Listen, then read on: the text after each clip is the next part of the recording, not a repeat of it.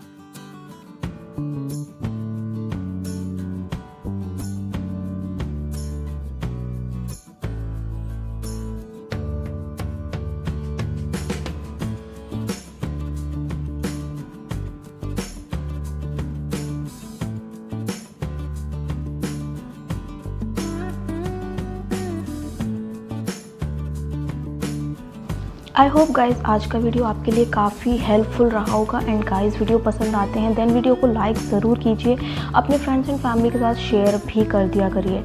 और गाइज़ मेरे चैनल को अगर आपने अभी तक सब्सक्राइब नहीं किया है देन चैनल को सब्सक्राइब कर लीजिए एंड बेल आइकन को हिट ज़रूर कर लीजिए। सो गाइज़ मिलते हैं हम लोग फिर नेक्स्ट क्लास में, तब तक के लिए बाय बाय, टेक केयर।